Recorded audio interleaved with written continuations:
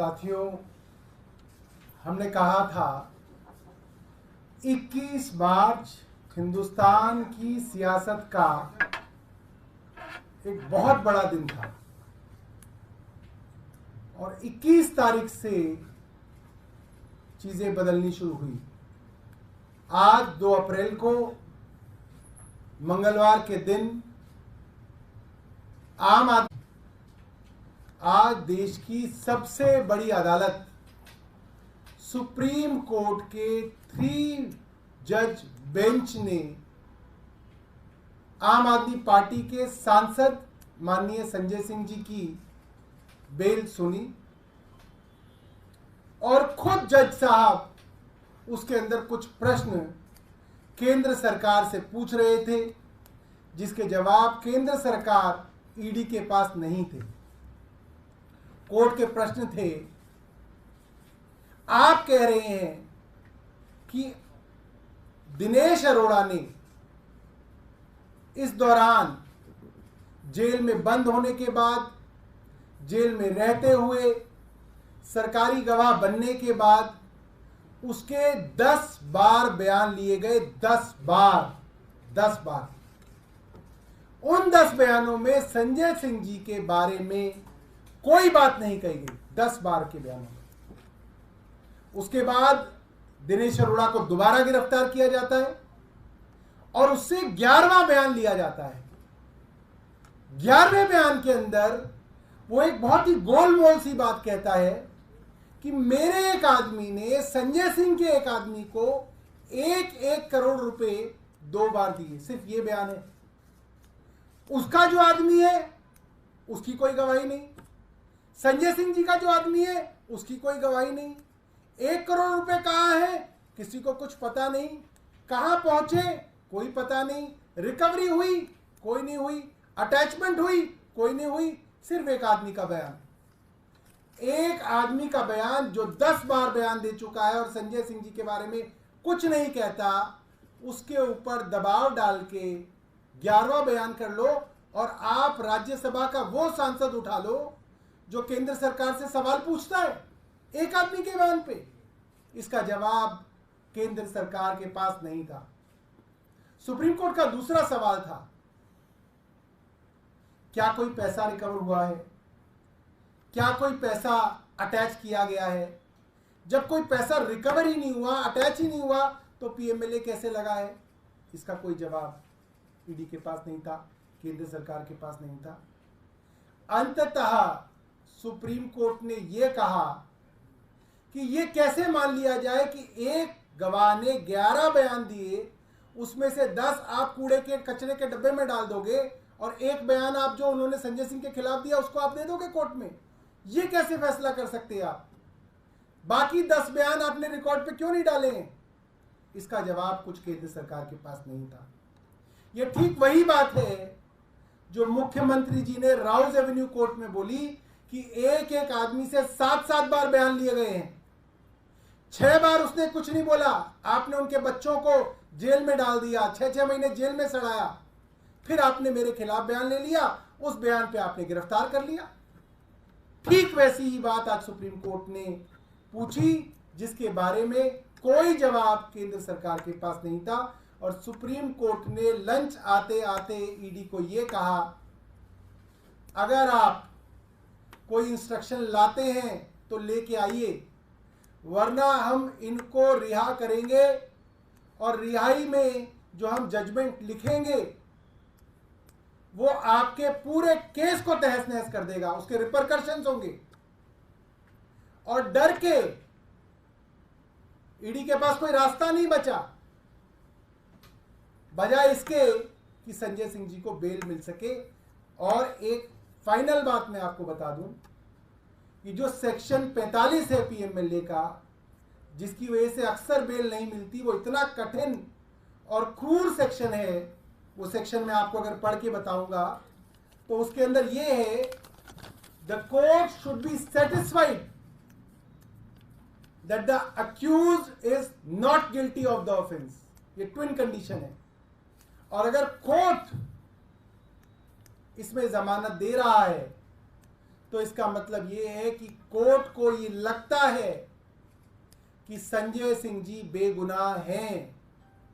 और ये कोई छोटा मोटा कोर्ट नहीं है, देश की सबसे बड़ी अदालत है जो संजय सिंह जी को आज बेल दे रही है। मुझे लगता है कि आज पूरे देश की लोकतंत्र के लिए एक बहुत बड़ा दिन है, बहुत खुशी का दिन है, बहुत उम्मीद का दिन है कि शायद कुछ लोग अब जेल से बाहर निकल के इस देश के लोकतंत्र को बचा लें। मैं आतिशी जी से कहूंगा कि वो अपनी बात रखें।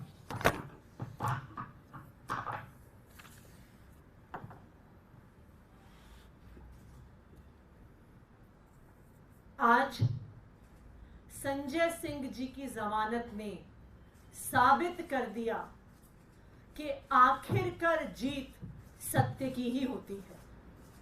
आप सत्य को दबा सकते हैं, लेकिन आप सत्य को मिटा नहीं सकते हैं। आज संजय सिंह जी की जमानत ने यह दिखा दिया। हमने देखा कि किस तरह से पिछले 2 साल से एक एक करके आम आदमी पार्टी के नेताओं को झूठे केसों में गिरफ्तार किया जा रहा था, फंसाया जा रहा था। पहले सत्येंद्र जैन जी को जेल में डाला, फिर मनीष सिसोदिया जी को जेल में डाला, फिर संजय सिंह जी को जेल में डाला, फिर अरविंद केजरीवाल जी को गिरफ्तार करके जेल में डाला। लेकिन आज संजय सिंह जी की जमानत ये बताती है कि आखिरकार जीत सत्य की ही होती है। आज संजय सिंह जी की कोर्ट प्रोसीडिंग्स में 2 महत्वपूर्ण बातें इस केस की पूरे देश के सामने आई हैं। सबसे पहला, जो सुप्रीम कोर्ट ने सवाल पूछा जिसका ईडी के पास कोई जवाब नहीं था कि मनी ट्रेल कहां है। आज इस इन्वेस्टिगेशन को होते हुए 2 साल हो गए।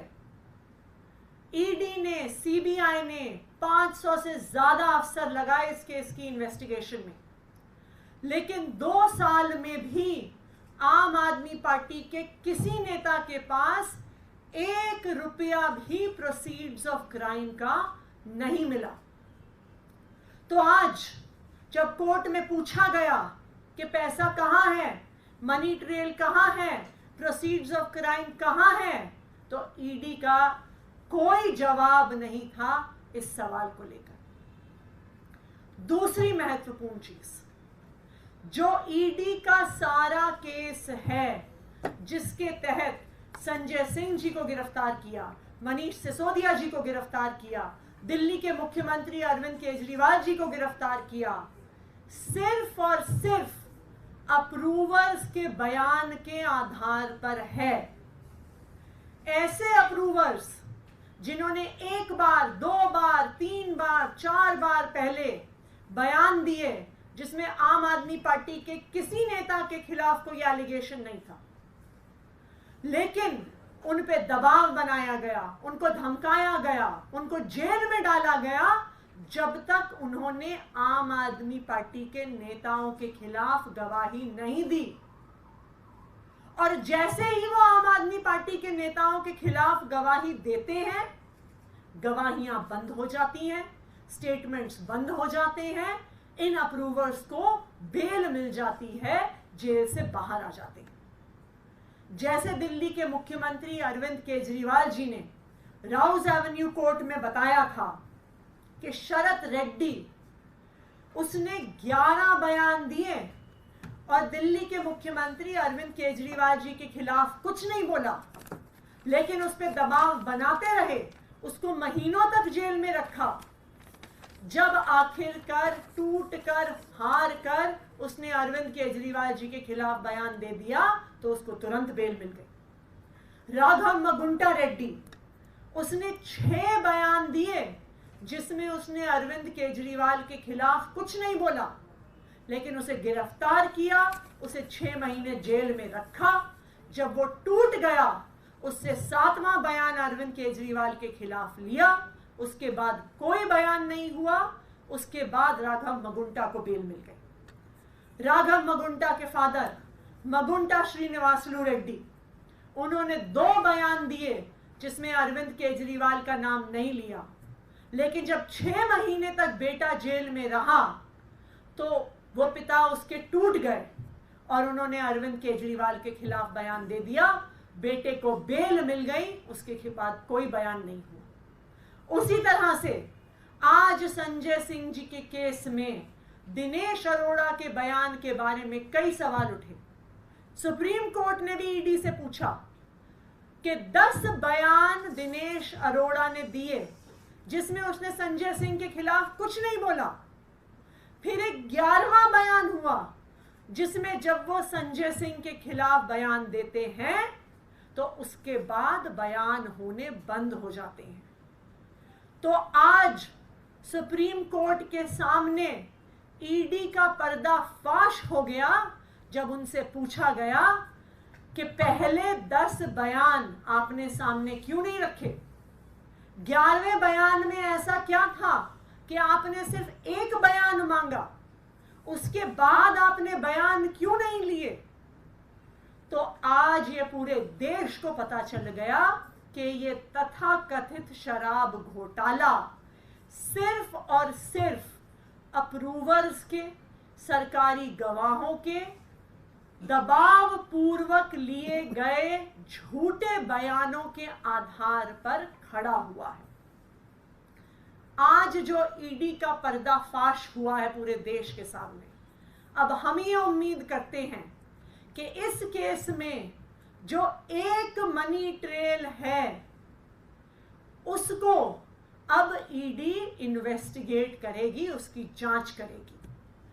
जो शराब कारोबारी शरद चंद्र रेड्डी ने 55 करोड़ रुपया भारतीय जनता पार्टी को दिया, जो इस केस की इकलौती एस्टैब्लिश्ड मनी ट्रेल है, उसकी ईडी जांच करेगी। उस पे ईडी अपनी एफआईआर फाइल करेगी, भारतीय जनता पार्टी को आरोपी बनाएगी और भारतीय जनता पार्टी के राष्ट्रीय अध्यक्ष को गिरफ्तार करेगी और उनसे पूछताछ करेगी, क्योंकि मनी ट्रेल अगर इस पूरे केस में कोई है तो वो शराब कारोबारी शरद रेड्डी से भारतीय जनता पार्टी तक है। अब मैं माइक जैस्मिन जी को दूंगी कि वो अपनी बात रखें।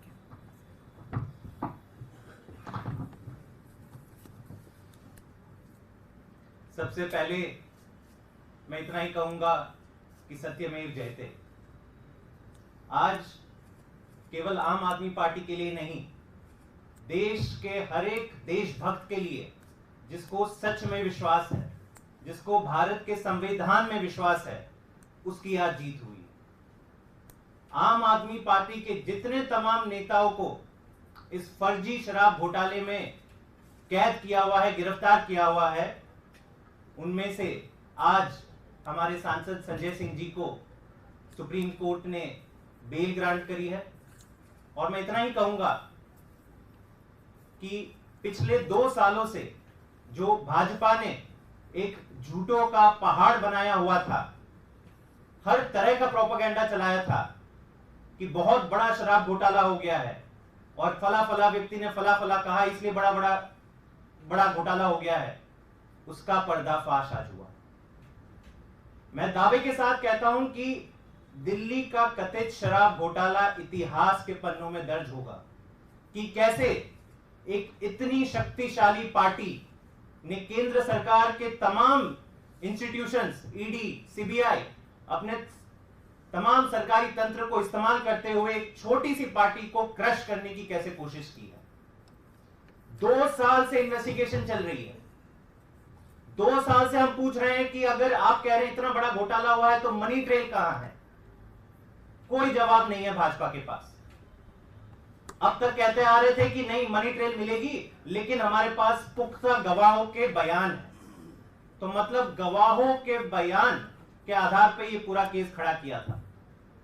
आतिशी जी और सौरभ जी ने बताया कि ये किस प्रकार के बयान इन गवाहों के द्वारा लिए गए, कैसे खुलेआम कानून का मजाक बनाया गया। आपसे हम तब तक बयान लिया करेंगे, आपको तब तक जेल में डालोगे जब तक आप एक आम आदमी पार्टी के बड़े नेता का नाम नहीं लेते। तो किसी ने किसी का नाम लिया, किसी ने किसी का नाम लिया। कई विटनेसेस तो खुद कोर्ट में जाके बोल चुके हैं कि हमें डराया जा रहा है, हमको धमकाया जा रहा है, किसी के तो कान के पर्दे फट गए हैं, खून बहा है, हमारे परिवार को भी प्रेशर किया जा रहा है। ये सारी चीज विटनेसेस ने खुद कोर्ट के सामने रखी है और यही सारी चीजों को ध्यान में रखकर आज का ऐतिहासिक निर्णय माननीय सुप्रीम कोर्ट ने लिया है। अब जब से ये निकल के आया है पिछले कई दिनों से, एक एक करके सारे बयान इनके जो फर्जी निकले हैं, तो इसका जवाब भाजपा के पास नहीं। हम हर दिन उनके नेताओं के बयान सुनते हैं। पहले कहते थे नहीं, इतने हमारे पास सरकारी गवाहों के बयान है। पिछले कुछ दिनों से उनका रुख बदल गया है। जब आप उनको पूछते हो कि शरद रेड्डी का क्या मतलब है, उसके 55 करोड़ का क्या एक्सप्लेनेशन है, तो चुप हो जाते हैं पूरी तरह से भाजपाई।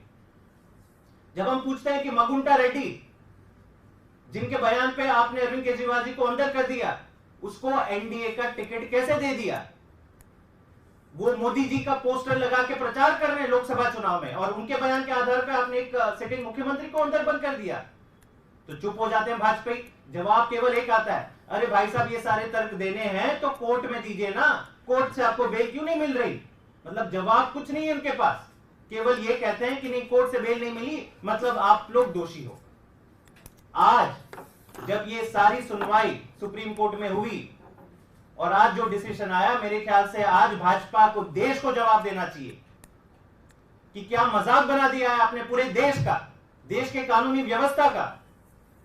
पूरा का पूरा फर्जी केस आपने एक पार्टी के तमाम शीर्ष नेतृत्व को अंदर बंद कर दिया, उल्टा धमकी दे रहे हैं। आतिशी जी को धमकी आई है, सौरभ भारद्वाज जी को धमकी आई है, दुर्गेश पाठक, राघव चड्ढा कह रहे हैं कि अब दूसरी और तीसरी पंक्ति के नेताओं को भी जेल में डाल देंगे। गजब की तानाशाही है। मेरे ख्याल से आज देश की जनता, देश के हर एक देशभक्त को गर्व होना चाहिए कि भारत की कानून व्यवस्था और संविधान ने सच का साथ रखा है। और कुछ ही दिनों की बात है कि ये पूरा का पूरा जो मैं कह रहा हूं कि झूठों का पहाड़ बना है, वो पूरी तरह से बिखर जाएगा। एक बात मैं अपने भारतीय जनता पार्टी के मित्रों के लिए कहना चाहता हूं।